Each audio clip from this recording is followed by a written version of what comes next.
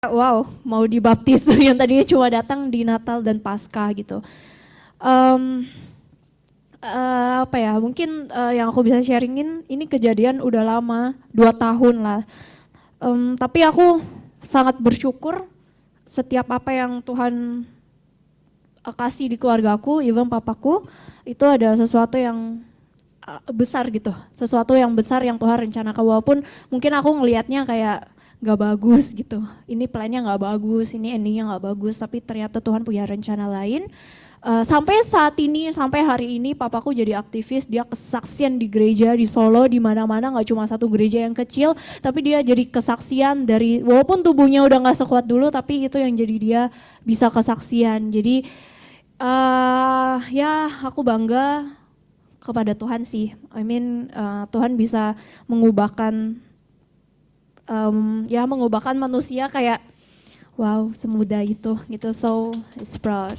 Paling itu sih yang aku bisa sharingin. Terima kasih. Thank you Devita buat kesaksian dan sharingnya, luar biasa. Pas ya 2 tahun lalu saya juga kena kan ya. 2 tahun lalu kan saya kena stroke juga. Tapi posisi sebelah kanan, karena kalau dari posisi sebelah kanan itu sebenarnya agak lama penyembuhannya kalau di sebelah kanan.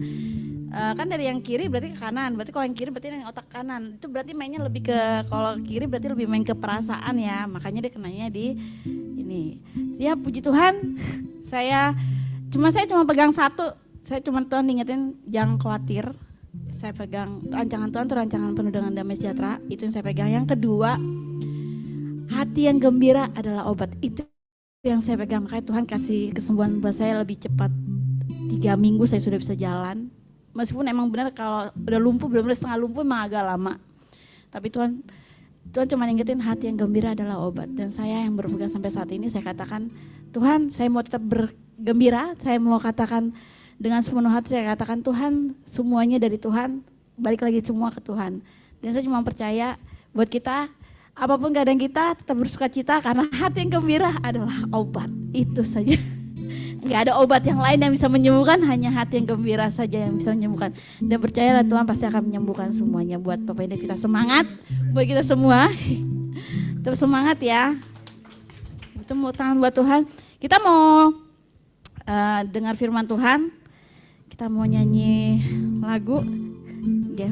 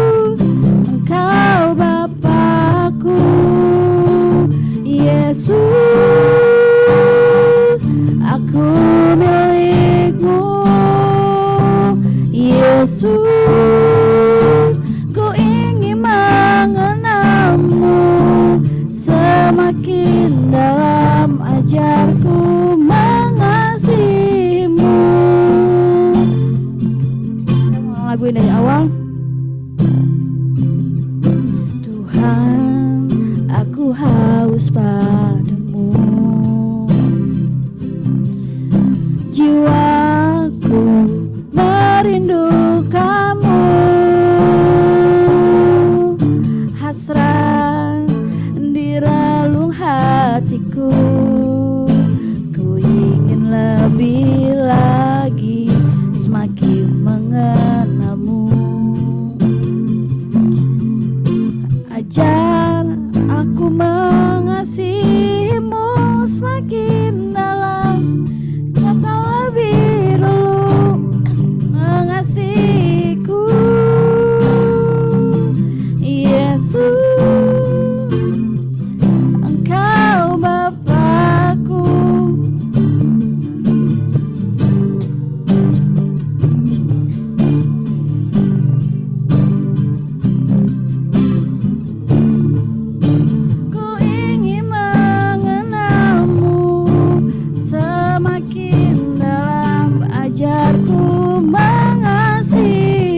katakan Yesus, Yesus,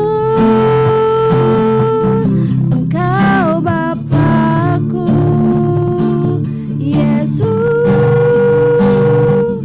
aku milikmu, Yesus, ku ingin mengenalmu semakin dalam, ajarku mengasihimu, Yesus, Engkau Bapakku, Yesus, aku milikmu, Yesus, ku ingin mengenalmu semakin dalam, ajarku mengasihimu.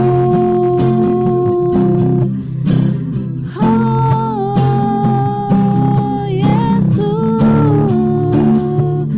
ku sembah Kau, ku tinggikan namamu, Yesus, aku milikmu semakin dalam, ku mengenalmu, Yesus, Engkau Bapakku, Yesus, aku milikmu, Yesus, ku ingin mengenalmu semakin dalam, ajarku mengasihimu, Yesus. Yes, Tuhan.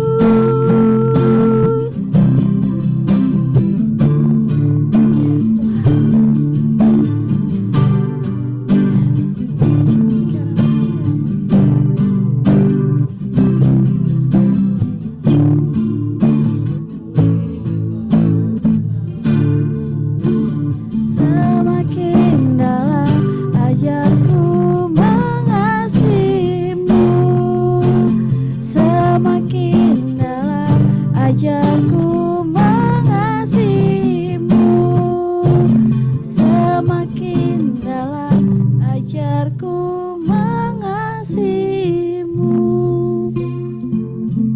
Terima kasih Tuhan untuk waktu ini, kami bersyukur kami boleh berkumpul, bersekutu Tuhan. Kami tahu 2-3 orang berkumpul dalam namamu, Engkau hadir di tengah-tengah mereka Tuhan. Kami percaya cukup 2-3 orang Tuhan, Engkau pasti hadir dan Engkau pasti melawat dan menjamah. Terima kasih Tuhan, kami bersyukur kepada Tuhan. Berbicaralah Tuhan siang hari ini, biar kami boleh dikuatkan, dibangkitkan Tuhan, disegarkan, dan kami boleh mengalami Tuhan hari ini. Kami percaya Tuhan, tidak ada yang sia-sia ketika kami beribadah datang kepada Tuhan. Kami mau menikmati Engkau, kami merasakan Engkau Tuhan. Kami mau mendapatkan sesuatu yang baru Tuhan.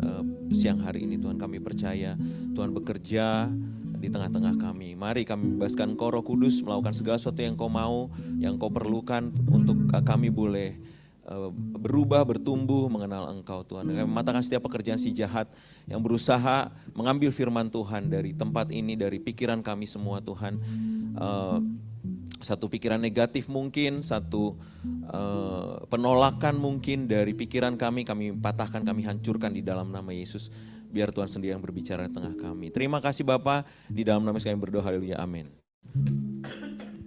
Amin, puji Tuhan.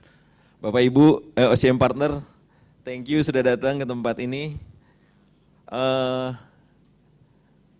Ada yang baru juga, Bapak Pandu. Boleh disalami Pak, kenalan. Shalom Pak Pandu. Luar biasa. Tadi saya nggak denger nih kesaksiannya Devita ya. Ulang lagi ya. Oke, hari ini kita bicara tentang sepenuh hati ya. Saya akan awali dengan satu kisah ya tentang Kaleb ya.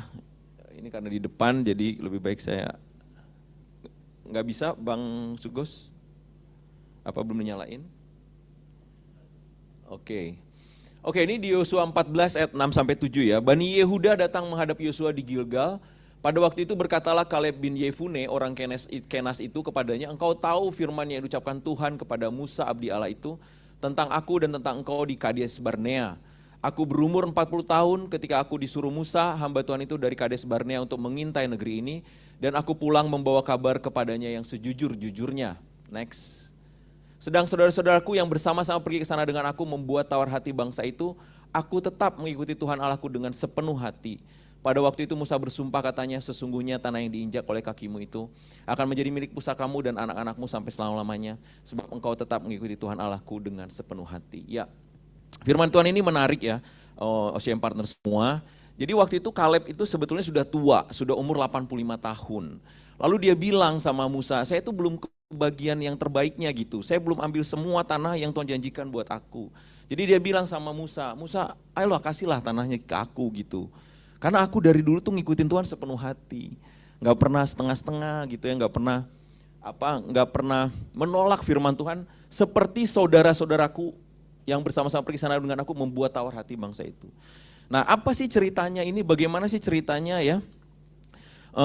Kapan saudara-saudaranya ini membuat tawar hati bangsa? Nah, saya ceritain ini balik lagi kisahnya ke waktu di Bilangan ya. Silakan masuk Ibu, jangan ngintip-ngintip dari belakang. Ada yang mau masuk, dapat dikenai Roh Kudus dia. Oke, jadi saya cerita balik ya di Bilangan 13 ayat 17 sampai 20. Maka Musa menyuruh mereka untuk mengintai tanah Kanaan, katanya kepada mereka, pergilah dari sini ke tanah Negeb dan naiklah ke pegunungan dan amatilah bagaimana keadaan negeri itu.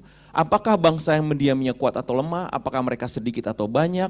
Bagaimana negeri yang didiaminya? Apakah baik atau buruk? Bagaimana kota yang didiaminya? Apakah mereka diam di tempat yang terbuka atau tempat yang berkubu? Dan bagaimana tanah itu? Apakah gemuk atau kurus? Apakah ada di sana pohon-pohonan atau tidak? Tabahkanlah hatimu dan bawalah sedikit dari hasil negeri itu. Jadi ceritanya waktu itu bangsa Israel itu mau masuk tanah Kanaan. Bapak Ibu, ini menarik sekali. Jadi disinilah justru 40 tahun pengembaraan mereka tuh dimulai. Sebelumnya tuh enggak 40 tahun rencananya, karena perjalanan mereka paling katanya kalau nggak salah ya 12 hari doang gitu ke tanah Kanaan. Tapi karena mereka itu disuruh sama Musa untuk mengintai negeri itu, lalu mereka mulai mengintai dan mereka tuh ada perintahnya nih. Bangsanya mendiami atau kuat atau lemah, sedikit atau banyak, negerinya baik atau buruk, orangnya di tempat yang terbuka, tempat yang berkubu, tanahnya gemuk atau kurus, ada pohonan atau tidak, dan bawalah sedikit dari negeri itu. Dan itu tuh ada 12 yang disuruh, dari pemimpin dari setiap 12 suku. Jadi pemimpin yang diajak itu, yang disuruh mengintai itu 12 pemimpin. Jadi bukan orang ecek-ecek, orang abal-abal, tapi benar-benar pemimpin, 12 pemimpin. Nah lalu ini perintahnya. Amatilah negeri itu, cari tahu tentang bangsanya, kuat atau lemah, sedikit atau banyak, negerinya, baik atau buruk, penduduknya diam tempat berbuka atau berkubu, tanahnya gemuk atau kurus, pohon ada atau tidak. Dan bawalah sedikit dari hasil negeri itu. Nah yang luar biasa mereka melakukan itu. Mereka datang mengintai ya, 12-nya mengintai masuk ke dalam ke dalam tanah Kanaan itu. Lalu mereka melihat. Ini yang 8 ya, yang 10, sorry saya salah nih. Ada yang 10-nya bilang gini, negeri itu berlimpah-limpah susu dan madunya. Negeri yang luar biasa baiknya. Itu yang 10 leader itu bilang gitu. Lalu dia bawa setandan buah anggur, bayangin, setandar buah anggur harus digandar 2 orang. Pernah lihat standar buah anggur enggak? Segini doang ya, betul enggak? Paling 1 kilo, paling gede 1 kilo 850. Tapi di sana harus 2 orang. Ini katanya kira-kira kemungkinan 5 sampai 10 kilo setandan buah anggurnya. Jadi begitu luar biasanya tanah di Kanaan itu. Coba anggur segitu buat berapa orang ya? Bisa berhari-hari gitu kita ngabisinnya. 2 orang loh yang gandar, berarti bisa 10-12 kilo karena 2 orang. Lalu beberapa buah delima dan buah ara. Lalu bagaimana Joshua dan Kaleb? Sama. Joshua dan Kaleb juga ngomong yang sama. Berlimpah susu madunya, negeri luar biasa baiknya. Lalu mereka bawa setandan buah anggur ya. Jadi mereka sama, melakukan yang sama. Itu pro-nya. Shalom, welcome. Welcome Pak. Lalu sama sebetulnya mereka, ini pro-nya ya, pro tanah Kanaan itu. Tapi kontranya kontranya bangsa yang diam negeri itu kuat-kuat, kotanya berkubu dan sangat besar. Mereka menjelaskan semua yang tadi itu, bangsanya besar atau kuat, sedikit atau banyak, itu dijelaskan semua nih. Bangsa yang diam negeri kuat kotanya, berkubu dan sangat besar, juga keturunan Enak telah kami lihat di sana. Enak itu raksasa ya. Jadi Enak itu keturunan raksasa. Orang Amalek diam di tanah Negeb, jadi mereka petakan di tanah Negeb itu ada orang Amalek. Ada orang Het, orang Yebus, orang Amore di pegunungannya. Lalu orang Kanaan diam di sepanjang laut dan tepi sungai Yordan. Jadi mereka sudah petakan semuanya. Mereka tahu tuh penjahat-penjahatnya ada di mana aja, villainnya ada di mana aja gitu. Lalu bagaimana dengan Joshua dan Kaleb? Sama, mereka melihat hal yang sama. Pro-nya tadi sama, kontranya juga sama, nggak ada bedanya. Yang membedakan apa? Responnya. 10 leader yang lain dia bilang kita tidak dapat maju menyerang bangsa itu. Karena mereka lebih kuat daripada kita. Negeri yang telah kami lalui untuk diintai adalah suatu negeri yang memakan penduduknya. Dan semua orang yang kami lihat di sana kalau mereka makan penduduknya mereka saling makan dong, habis dong ya. Kayak nggak masuk akal juga kadang-kadang ya. Dan semua orang yang kami lihat di sana adalah orang yang tinggi-tinggi perawakannya, tinggi-tinggi raksasa semua. Juga kami lihat di sana orang raksasa, orang Enak yang berasal dari orang raksasa dan kami lihat diri kami seperti belalang.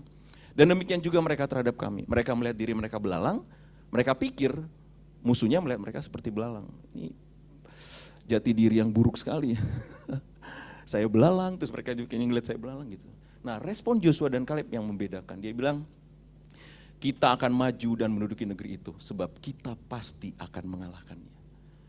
Ini yang membedakan antara 10 leader yang lain dengan Joshua dan Kaleb. Mereka melihat pro yang sama, kondisi baik yang sama, melihat kontra yang sama, melihat kondisi buruk yang sama, tapi responnya berbeda. Dia bilang jika Tuhan berkenan pada kita maka ia akan membawa kita masuk ke negeri itu. Dan janganlah takut kepada bangsa negeri itu sebab mereka akan kita telan habis. Yang di sana mereka akan dimakan, yang di sini kita akan makan mereka gitu ya. Jadi beda banget gitu cara pandangnya. Itu yang membedakan mereka. Lalu yang melindungi mereka sudah meninggalkan mereka, sedang Tuhan menyertai kita, janganlah takut kepada mereka. Usia partner semua, Bapak Ibu semua, ini penting buat kita. Kita perlu tahu bahwa yang melindungi musuh kita itu sudah tidak ada. Tapi yang menyertai kita adalah Tuhan Allah yang luar biasa. Nah ini sebetulnya hal yang terjadi ketika mereka disuruh mengintai oleh Musa ke tanah Kanaan. Disinilah Joshua dan Kaleb bersungguh-sungguh di hadapan Tuhan. Aku dengan sepenuh hati mengikuti Tuhan yang tadi ya disebutkan kepada Musa. Aku sudah mengikuti Tuhan sepenuh hati di sini. Disinilah dia mengikuti Tuhan dengan sepenuh hati. Dan mereka tadinya mau dilempari batu oleh seluruh bangsanya karena ngomong begini. Aneh kan di dunia ini ada orang ngomong positif mau dilemparin batu gitu. Mereka mau dilempari batu sampai mati. Tapi inilah mereka mengikuti Tuhan dengan sepenuh hati. Kenapa sih Tuhan mau menyuruh mereka untuk maksudnya gini. Jadi Kaleb dan Joshua itu kenapa mereka bisa dengan percaya diri bahwa mereka akan menelan habis musuhnya, bahwa mereka tahu bahwa yang bersama dia itu lebih banyak atau Tuhanlah yang bersama mereka, musuhnya sudah tidak ada perlindungan, karena mereka mendapatkan janji Tuhan sejak awalnya. Jadi kita mundur lagi nih, ini kayak prequel ya namanya ya, prequel ya. Dari tadi di Yosua kita mundur ke Bilangan, mundur lagi ke Keluaran nih. Jadi ada janji Tuhan di awalnya.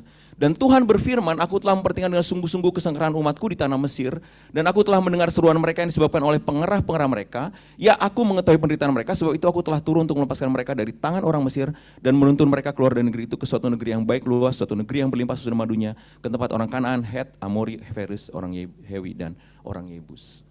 Jadi Tuhan bilang, aku tuh memperhatikan umatku gitu. Dia tahu kesengsaraan umatnya. Dia memahami kesengsaraan umatnya. Dia mendengar seruan umatnya. Kita tuh didengar Tuhan, Bapak Ibu semua ya. Kalau kita berseru sama Tuhan itu, Tuhan mendengar.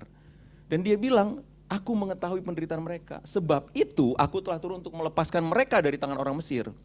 Nah luar biasanya Tuhan bukan cuma melepaskan kita dari dosa gitu. Jadi kadang-kadang kita berpikir bahwa ya Tuhan memang pengen melepaskan kita dari dosa. So next abis itu apa gitu. Jadi Tuhan itu ternyata setelah melepaskan kita dari dosa, melepaskan kita dari tangan Mesir, dia mau bawa ke satu negeri yang berlimpah susu dan madunya. Jadi selalu ada tujuan dari Tuhan. Bukan hanya dilepaskan terus udah dibiarin mengembara gitu ya, nggak tahu mau ngapain gitu. Tapi Tuhan waktu lepaskan, dia mau bawa, dia mau ajak ke satu negeri yang berlimpah susu dan madunya.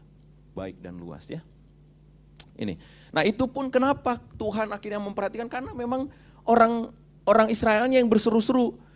Jadi ini sesudah Yusuf kan Yusuf itu kan bawa orang bawa orang Israel ke Mesir ya waktu itu ya. Jadi ceritanya kan Yusuf jadi pangeran di Mesir, lalu orang Israel itu anak-anaknya Yakub semua ke sana. Nah, lalu berkembang biak. Apa yang namanya?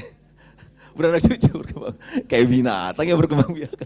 Lalu beranak cucu. Nah, Raja Mesirnya yang bersama Yusuf itu udah meninggal. Ada Raja Mesir yang baru yang gak kenal sama Yusuf. Jadi dia melakukan pekerjaan rodi sama orang Israel, disuruh dipaksa kerja dengan keras dan sampai menderita. Tetapi orang Israel masih mengeluh karena perbudakan dan mereka berseru-seru sehingga teriak mereka minta tolong karena perbudakan itu sampai kepada Allah. Allah mendengar mereka mengerang lalu mengingat kepada perjanjian Abraham, Ishak dan Yakub, maka Allah melihat orang Israel dan Allah memperhatikan mereka. Jadi sebetulnya Tuhan mau bawa kita keluar dari dosa kepada satu tempat yang baik, satu tempat yang luar biasa, ya karena kita juga mengerang, betul gak sih? Kita merasa hidup ini, aduh gimana ya gitu, berat sekali gitu ya.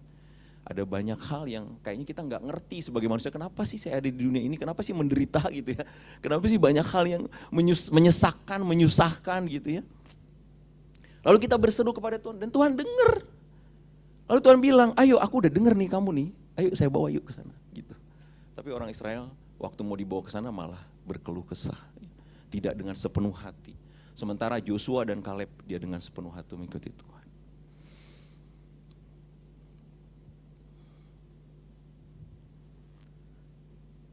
Nah, lalu yang menarik dari ayat ini adalah ada satu statement yang luar biasa nih yang daripada Tuhan. Bukan daripada Tuhan ya, dari Kaleb bin Yefune. Saya bacakan sekali lagi. Bani Yehuda datang menghadap Yosua di Gilgal, pada waktu itu berkatalah Kaleb bin Yefune orang Kenas itu kepadanya, engkau tahu firman yang diucapkan Tuhan pada Musa, abdi Malai tentang aku dan tentang kau di Kades Barnea. Aku berumur 40 tahun ketika aku disuruh Musa hamba Tuhan itu dari Kades Barnea untuk mengintai negeri itu, dan aku pulang membawa kabar kepadanya yang sejujur-jujurnya. Nah ini luar biasa, Bapak Ibu semua OCM partner ya. Ketika dia bilang, aku pulang membawa kabar kepadanya yang sejujur-jujurnya. Coba bayangkan ya, dia bilang gini nih, kabar kepadanya yang sejujur-jujurnya. Jadi ternyata jujur itu, saya bilangnya bagaimana ya, jujur itu bukan hanya menyatakan apa yang terlihat gitu. Kalau di sini, sejujur-jujurnya itu adalah ketika kita mengatakan firman Tuhan yang kita percaya, itulah sejujur-jujurnya. Ketika kita mengimani firman Tuhan, itulah yang dikatakan dengan sejujur-jujurnya. Kalau cuma bilang ke atasan kita misalnya, Pak, ini saya punya saya punya usulan Pak, ini pro-nya, ini kontranya. Terus atasan kita bilang, ya terus apa? Usulan kamu apa gitu kan ya? Usulan kamu yang mana gitu. Nah, ini sama seperti kita dengan Tuhan. Kita bilang, Tuhan, saya punya pilihan nih Tuhan. Saya mau ngambil yang ini atau ngambil yang ini. Ini pro-nya ini, kontranya ini. Ini yang ini, kontranya ini, pro-nya ini. Tapi di akhirnya dia bilang, saya percaya Tuhan yang akan memberkati semua yang aku kerjakan. Tuhan yang akan memberkati setiap apa yang aku pilih. Ketika aku datang kepada Tuhan, aku serahkan semuanya kepada Tuhan, Tuhan pasti akan membuatnya berhasil. Nah itulah yang disebut sejujur-jujurnya. Mengimani apa yang Tuhan sampaikan kepada kita. Mengimani semua janji Tuhan yang Tuhan berikan kepada kita. Itulah yang disebut dengan sejujur-jujurnya. Dalam hatiku aku menyimpan janjimu supaya aku jangan berdosa terhadap engkau. Kalau kita nggak simpan janji Tuhan, kita nggak jujur sama Tuhan. Kita sedang berdosa terhadap Tuhan.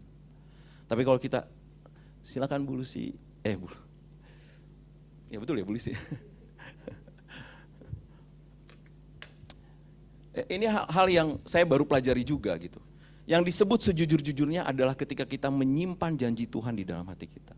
Kalau kita tidak menyimpan janji Tuhan, maka kita sedang berdosa terhadap Tuhan. Kita sedang tidak jujur sama Tuhan. Kita sedang menyangkali apa yang Tuhan sedang rencanakan di dalam hidup kita. Kalau kita mau sejujur-jujurnya di hadapan Tuhan, mari simpan janji Tuhan dalam hati kita. Jangan abaikan janji Tuhan. Ya mungkin kondisinya sulit, mungkin kondisinya tidak memungkinkan, mungkin kondisinya enggak menyenangkan buat kita, tapi mari kita pegang janji Tuhan. Ketika kita pegang janji Tuhan, maka disitulah kejujuran, sejujur-jujurnya kita di hadapan Tuhan. Di Amplified Bible-nya bilang, your word I have treasured and stored in my heart that I may not sin against you. Dia bilang, kata-katamu, janjimu tuh aku hargai. Aku jadikan sebagai harta gitu, treasured, I treasured. Sebagai harta dan aku simpan di dalam hatiku. Jadi firman Tuhan itu harta, Bapak Ibu semua, teman-teman. OCM partner. Saya punya, kami kan punya namanya Blesscom ya, Blessing Community. Jadi semacam komunitas sel. Nah, suatu kali kami datanglah ke satu tempat karena minta, jadi ada satu member Blesscom kami minta apartemennya didoakan. Jadi ada beberapa orang yang minta didoakan. Jadi kami datang, kami doakan dalam nama Yesus begini-begini. Terus saya lihat, ya ampun Tuhan, miskin sekali. Anaknya nggak sekolah dua-duanya nggak sekolah. Dia baru diceraikan sama suaminya, nggak ada kerjaan. Dalam hati saya, Tuhan, gimana orang ini bisa berubah gitu ya? Saya nggak melihat ada harapan gitu di masa depan. Ya, tapi kami doakan. Ya kami doakan. Ya udah kita doakan, kita percaya Tuhan akan membuat sesuatu. Lalu kami undanglah ke gereja, ke Blesscom. Rajinlah dia datang ke gereja Blesscom. Lalu kami diskusi, ayo gimana cari kerja Kak ini. Dia umur 48 teman-teman. Saya sering teman-teman. Dia umurnya 48, jadi cari kerja itu bukan sesuatu yang mudah. Dan dia bekas ini, apa tuh yang suka ngobat, suka minum gitu. Jadi sering di diskotik. Ini luar biasa ini, saya sampai Tuhan bagaimana sih mengubah orang seperti ini gitu ya. Di umur 48 lalu dia, dia mulai cari kerja, dia ngelamar. Luar biasa Tuhan kasih pekerjaan jadi marketing untuk itu loh, yang trading begitu. Nggak ada hasilnya kan itu. Sedikit penipuan gitu, karena susah dapetnya, tapi bukan penipuan sih, maksudnya berat lah dapetnya. Sampai dia harus jam 12 malam ketemu klien di diskotik supaya dapat klien besar. Luar biasanya Tuhan pertemukan dia dengan seseorang. Nah ternyata dia adalah seorang pemimpin persatuan olahraga di Indonesia. Persatuan olahraganya saya nggak sebutkan, tapi salah satu cabang olahraga. Lalu dipekerjakanlah, gajinya UMR aja sih sebenarnya, UMR. Tapi di umur 48 dia dapat kerja kan udah bersyukur banget ya. Nah setelah itu terjadi satu mujizat luar biasa gitu. Dia ditugaskan ke sana dapat uang, Terus tiba-tiba dia pindah apartemen yang lebih gede, hanya dalam waktu. Jadi itu kejadiannya 2022 kalau saya doain, kita doakan. Sekarang dia udah beli apartemen baru yang lebih besar, dia sudah beli mobil.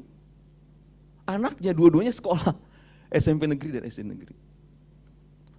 Jadi janji Tuhan itu nggak pernah bohong gitu.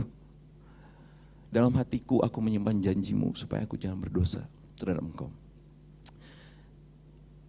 Harta, ya, firman Tuhan itu harta. Jadi kita sampaikan firman Tuhan dia oke, dia ikut. Lalu banyak dengar firman Tuhan, dia ada banyak perilakunya yang mungkin masih negatif, tapi kasih karunia Tuhan terus berjalan ya. Dan akhirnya dia makin banyak berubah gitu. Dan yang amazed itu, dia bisa dapat pekerjaan, bisa ganti apartemen dari yang kecil ke yang gede, bisa beli mobil, anaknya dulunya bisa sekolah, anaknya pinter lagi. Waktu saya ketemu itu kayak anak error lah, ngomongnya error, karena kan berantem sama papahnya juga drugs juga dan lain-lain, dan di penjara juga. Jadi ini keluarga udah berantakan sekali. Tapi firman Tuhan adalah harta yang paling berharga. Bisa mengubahkan orang sedemikian rupa. Sampai semuanya bisa jadi lebih baik. Sampai sekarang masih dengan kami, masih gereja, masih Blesscom. Ya, luar biasa. Jadi ketika kita menyimpan janji Tuhan, kita sedang sejujur-jujurnya di hadapan Tuhan. Sepenuh hati adalah jujur di hadapan Allah. Jujur di hadapan Allah adalah saat kita menghargai, memegang janji dalam hati kita, serta memperkatakannya dalam hidup kita. Ini yang dilakukan oleh Kaleb. Dia bilang aku sejujur-jujurnya nih di hadapan Tuhan. Dengan sepenuh hati. Ya dengan cara dia memegang firman Tuhan. Dia percaya bahwa yang bersama musuhnya sudah habis, yang bersama dia adalah Tuhan semesta alam. Dia percaya bahwa kita akan telan dia habis gitu. Bukan kita yang akan dimakan habis. Orang-orang yang seperti ini, orang yang percaya pada janji Tuhan, itulah orang-orang yang sepenuh hati melakukan di dalam hidupnya ya. Oke, yang kedua, lalu segala itu mengeluarkan suara nyaring dan bangsa itu menangis pada malam itu bersungguh-sungguhlah semua orang Israel pada Musa dan Harun. Segenap umat itu berkata pada mereka, sekiranya kami mati di tanah Mesir atau di padang gurun ini, mengapakah Tuhan membawa kami ke negeri ini, supaya kami tewas oleh pedang dan istri serta anak-anak kami menjadi tawanan. Bukankah lebih baik kami pulang ke Mesir? Dan mereka berkata seorang pada yang lain, baiklah kita mengangkat seorang pemimpin lalu pulang ke Mesir. Coba bayangkan, udah dikeluarin dari Mesir ya, betul kan ya, udah dari perbudakan, pengen balik lagi ke perbudakan. Betapa manusia itu luar biasa ya. Kalau kita jadi Tuhan udah kita gebuk-gebukin kali ya. Bener gak sih? Ini udah lepas dari ini loh. Udah lepas dari apa tuh? Laut Merah yang dia ngelihat Laut Merah di sebelah kanan kiri dia loh. Apa kalau di itu SeaWorld ya? Iya kan? Ada lumba-lumba di sini, ada hiu di sini kan? Dia sudah lihat itu SeaWorld di zaman dulu. Kita baru sekarang kan? Dia udah lihat laut dibelah, dia udah lihat bagaimana batu bisa mengeluarkan air. Dia udah lihat bagaimana air dari tawar menjadi manis, dari pahit menjadi manis. Jadi udah melihat banyak mujizat tapi masih begini, pengen balik lagi. Dan dia bilang, Tuhan tuh pengen kita mati ya, coba.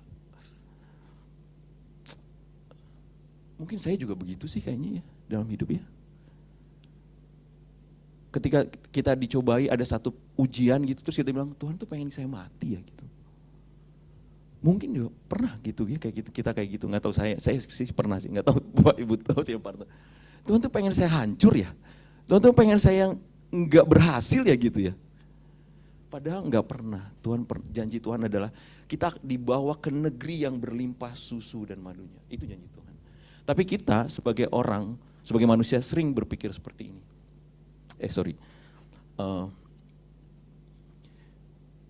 Jadi orang Israel itu selalu bimbang ya, selalu pikir bahwa Tuhan itu mau bunuh dia. Lebih baik kami balik lagi ke Mesir gitu. Nah ini yang di Yakobus bilang gini, hendaklah yang mintanya dalam iman dan sama sekali jangan bimbang, sebab orang yang bimbang sama dengan gelombang laut yang diombang-ambingkan kemari oleh angin. Orang yang demikian janganlah mengira bahwa akan menerima sesuatu dari Tuhan. Seorang yang mendua hati tidak akan tenang dalam hidupnya. Jadi kalau kita minta sesuatu sama Tuhan, mintalah dalam iman, jangan bimbang, karena kalau kita bimbang, kita nggak akan menerima sesuatu pun dari Tuhan katanya. Dan tidak tenang hidupnya. Enggak tenang hidupnya. Orang yang mendua hati tidak akan tenang dalam hidupnya.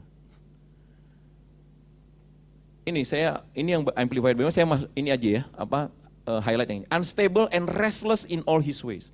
Enggak stabil dan enggak pernah istirahat. Jadi orang yang mendua hati bimbang sama Tuhan itu hatinya enggak pernah istirahat. Selalu kecapean gitu. Selalu aduh bagaimana ya, selalu khawatir, selalu takut gitu. Restless, nggak stabil dan restless in all his ways. Di dalam berpikir dia, di dalam perasaan dia, di dalam keputusan-keputusan dia nggak percaya bahwa keputusan dia itu keputusan yang benar. Karena dia mendua hati, dia nggak percaya sama Tuhan. Jadi setiap dia ngambil keputusan, ini benar atau enggak ya? Ini benar atau enggak ya gitu. Selalu restless ya. Jadi sepenuh hati adalah tidak bimbang ya. Kedua, sepenuh hati adalah tidak bimbang. Tidak bimbang artinya melupakan masa lalu dan mempercayai janji Tuhan meskipun di masa-masa sulit. Jadi kalau kita definisi dari tidak bimbang adalah kita lupakan semua masa lalu kita, kegagalan kita, dosa kita, kesalahan-kesalahan kita lupakan semuanya. Kita maju ke depan, percaya bahwa Tuhan akan memimpin kita ke negeri yang Tuhan janjikan. Itu sepenuh hati yang saya dapatkan ya. Lalu yang ketiga, hanya janganlah merontak kepada Tuhan, janganlah takut kepada bangsa negeri itu sebab mereka akan kita telan habis. Yang melindungi mereka sudah meninggalkan mereka, sedang Tuhan menyertai kita, janganlah takut kepada mereka. Ya, yang ketiga adalah menyadari bahwa Tuhan menyertai kita di dalam segala kondisi dan musuh kita sudah tidak berdaya. Ya, kita mau ketika sepenuh hati yang ketiga adalah bahwa kita menyadari bahwa Tuhan menyertai kita di dalam segala kondisi dan musuh kita sudah tidak berdaya ya. Ada di Roma 8 ayat 8 dikatakan gimana Bapak Ibu? Kita tahu sekarang bahwa Allah turut bekerja dalam segala sesuatu untuk mendatangkan kebaikan bagi mereka yang mengasihi Dia.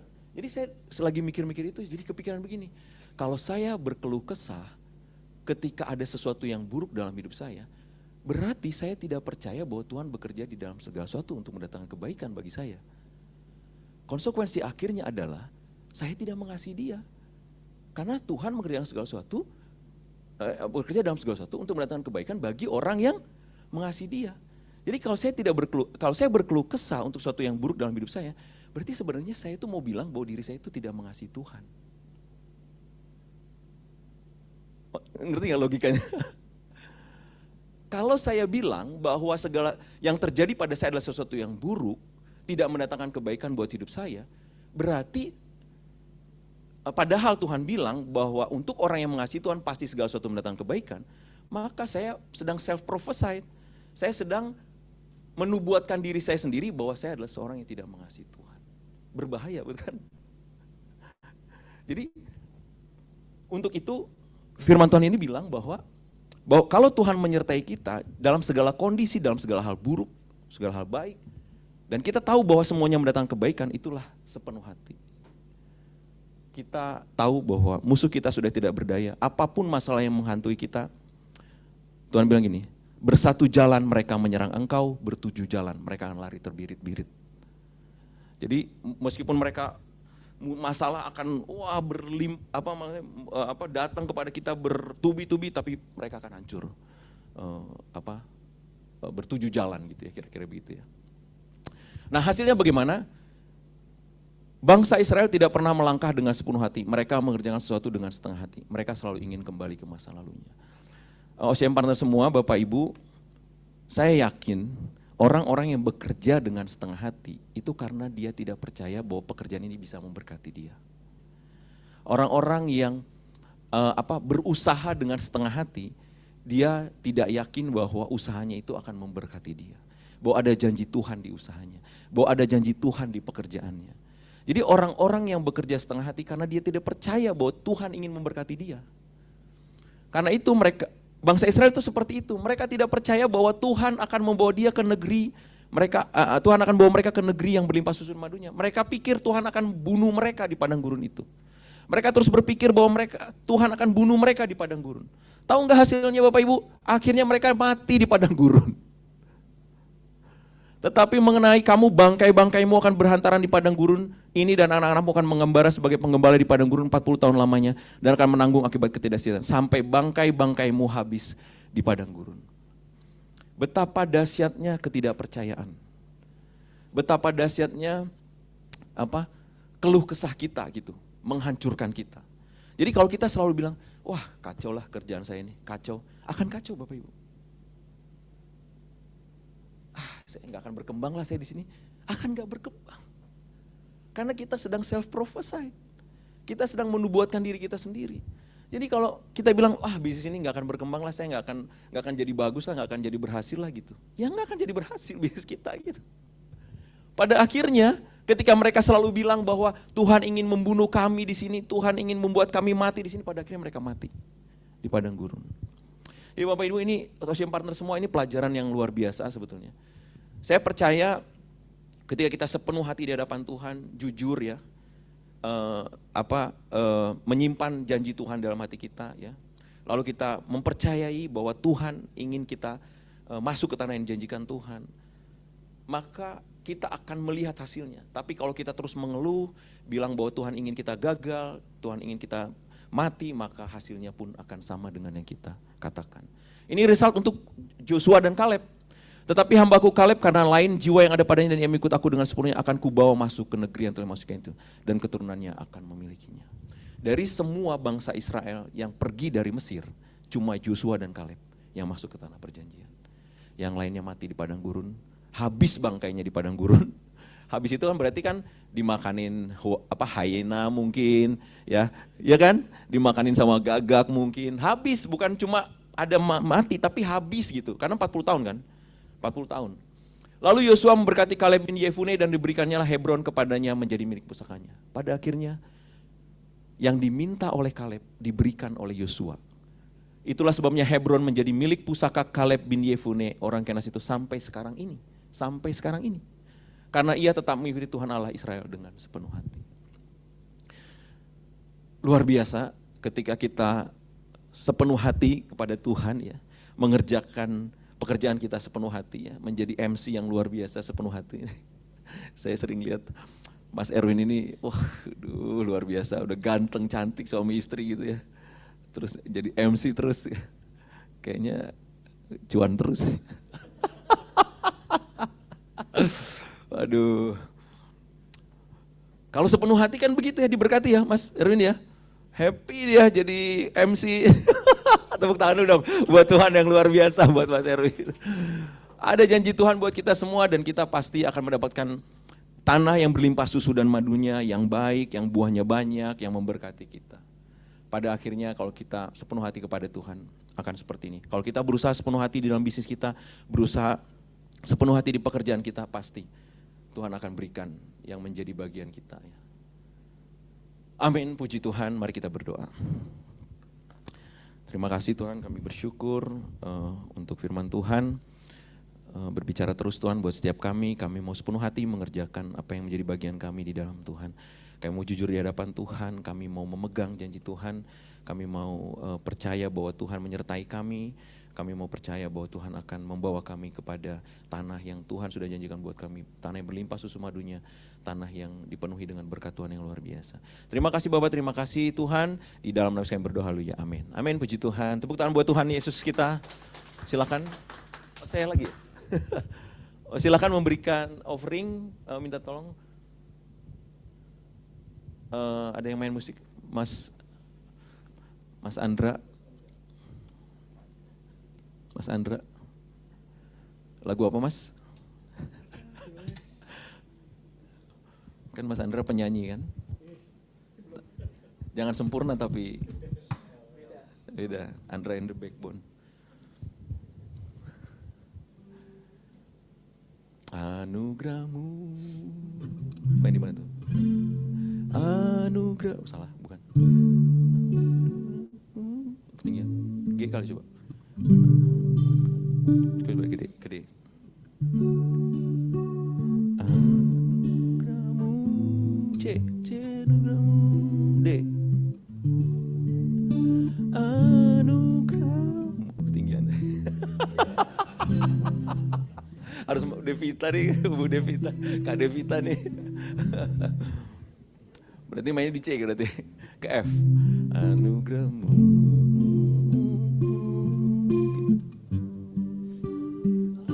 Anugerahmu.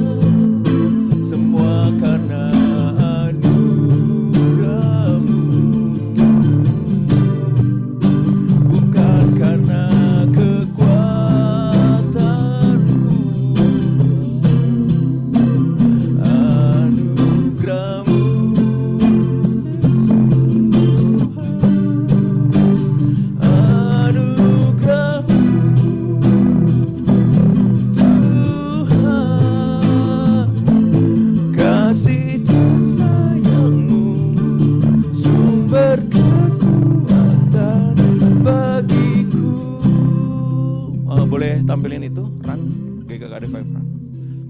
Yang partner semua, Bapak Ibu, kami ada GKKD 5 run, ya, 5K run. Jadi kita akan, nggak usah ininya, malu ah. Itunya aja, flyernya. Aduh. Shalom, kita ada di Danau Galilea, bukan ya, kita di Ragunan.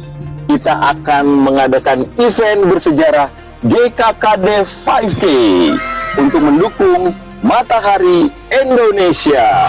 GKKD 5K adalah event fun run dan fun walk yang berjarak sekitar 5 km untuk dewasa dan 2,5 km untuk anak-anak 12 tahun ke bawah. Acara ini akan diselenggarakan di tempat ini di Ragunan, Kebun Binatang Ragunan, pada hari Sabtu tanggal 15 November 2025 jam 6.30 pagi. Ingat, jam 6.30 pagi. Anda dapat mengikuti acara ini dengan cara registrasi di link yang sudah tersedia. Silakan registrasi dengan biaya 100.000 untuk dewasa dan 50.000 untuk anak-anak. Jangan lewatkan kesempatan untuk menjadi juara dan memperoleh door prize yang menarik dengan total hadiah sebesar 10 juta rupiah. Biaya pendaftaran sudah termasuk 1 kupon undian. Caranya gimana supaya Anda mendapatkan kesempatan lebih banyak untuk memperoleh door prize? Tambahkan kelipatan 100.000 untuk dewasa dan 50.000 untuk anak. Kita tunggu ya. GKKD 5K, run together! Malu. Itu istri saya. Tepuk tangan dulu. Itu istri saya. Oke, siapa tahu mau ikutan, mau jalan di sana tempatnya enak ya, ada danau, bukan danau Galilea tapi danaunya cukup banyak. Jadi dan setelah itu boleh lihat-lihat teman kita ya, monyet, buaya. Ada teman-teman kita di sana, ada jerapah dan lain-lain. Oke, kita akan tutup. Ini OCM event kita datang pada Tuhan. Terima kasih Tuhan, kami bersyukur untuk segala berkat-Mu, segala anugerah-Mu, untuk pujian penyembahan, untuk firman yang Tuhan berikan kepada kami Tuhan. Kami mau tutup acara ini Tuhan, kami percaya Tuhan yang akan terus bersama-sama dengan kami. Mari kita angkat tangan kita di hadapan Tuhan. Tuhan menyinari kita dengan wajah-Nya dan memberi kita kasih karunia. Tuhan menghadapkan wajah-Nya kepada kita dan memberi kita damai sejahtera. Biarlah kuasa, kasih, kekuatan yang daripada Tuhan, kemenangan daripada Tuhan selalu bersama-sama dengan kita. Dan kita akan mendapatkan keluar biasaan daripada Tuhan, kemenangan-kemenangan daripada Tuhan, pemulihan-pemulihan.